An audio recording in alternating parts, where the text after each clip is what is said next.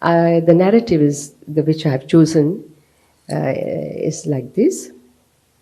With the entry of Vishwamitra with Rama and Lakshman in the Mithila Darbar of Janak, the court of Janak. Rajata Raja Samaj Mahu Kosala Raja Kisor Sundara Shyamala Gauratana. Shyam is Ram, Gaura is Lakshman, Vishwa Bilochana Chor, and then the court poets, Bharcharans, they sing out and speak and declare the vow taken by Janak that whoever succeeds in lifting the great bow given by Shiva and breaking it will definitely be wedded by Sita. And listening to this vow, all the assembled great kings, emperors, Bali, Mani, arrogant, vain, they started pulling at their mustaches and tying up their kamarbands, the waistbands, and preparing themselves for the great task. And as one by one go forward, they all fall by the wayside, come to a very sorry pass. And then how the alankaras, of course, great poets use with such ease, Atishayokti, Utpreksha, Upama.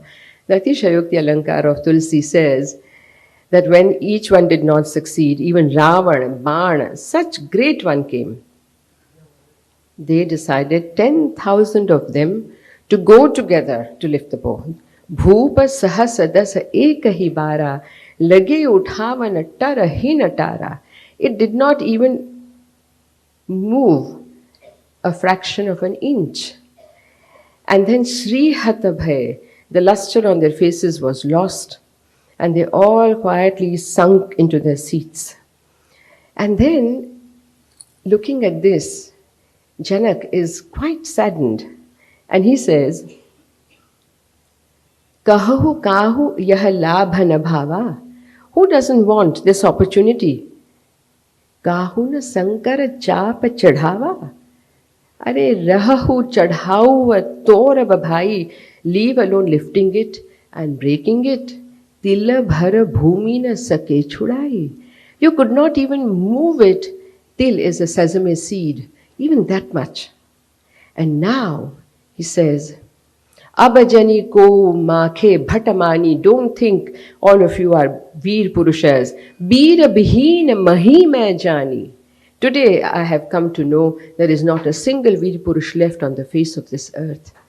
Tyajahu asa nija nija griha jau.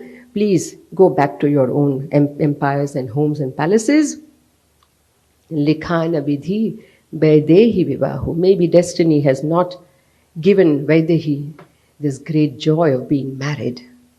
And then, of course, the Kopa of Lakshmana, who's always short-tempered, and he roars at Janak.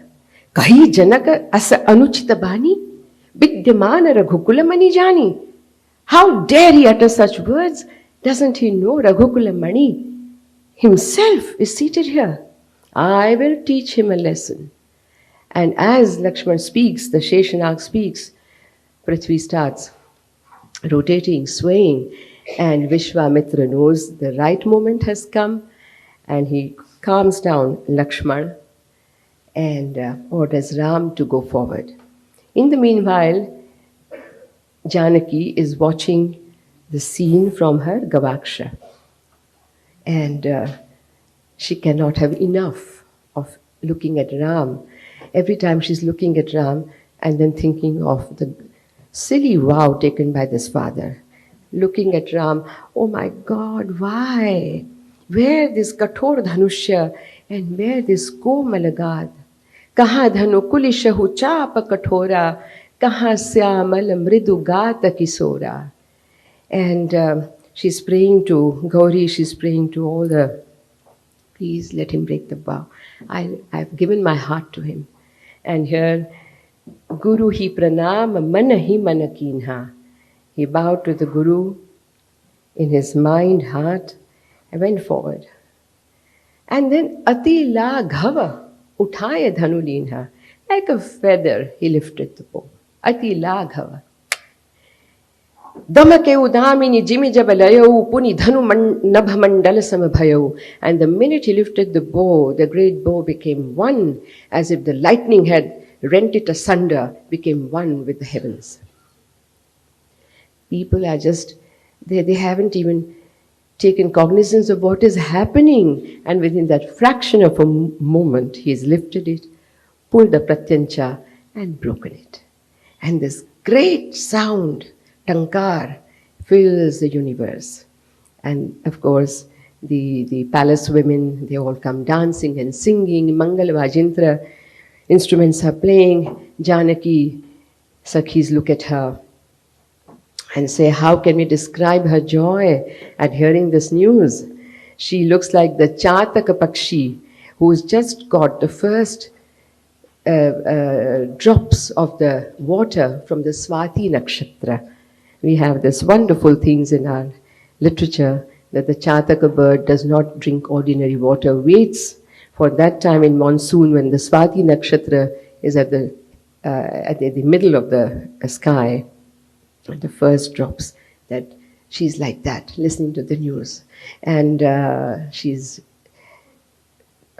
beauty is augmented by various ornamentations. And as she's brought to the court, Tanasa coach, she's not walking like that, very happy to go to meet Ram.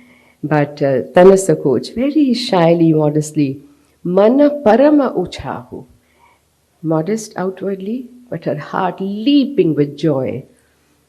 Gudha prema lakhi parahina kahu. That Gudha prem, that she is Bhudevi, this is Vishnu. Nobody knows that. And Jaya Sameep Rama Chabi dekhi. As she was brought forward, she lifted her eyes to look at Ram. Rahi janu kuvari chitra avarekhi. She was struck. She could not move. And then the role of the Sakhi, again, I wish there were more Sakhis like that today. Chatura Sakhi kahi lakha bujhai. She looked at this scene. Oh my God. She went and whispered in her ears, quickly, the time is passing. Put the Jaimal in his neck. Chatura Sakhi lakhi kaha bujhai. Pahira vavu Jayamala suhai.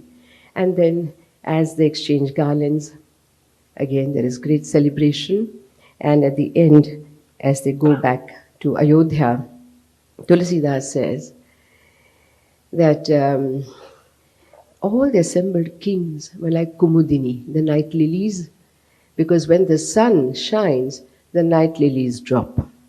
Here is Rama, the Suryavanshi, and looking at this, looking at him, they all became like night lilies, and they go happily to Ayodhya.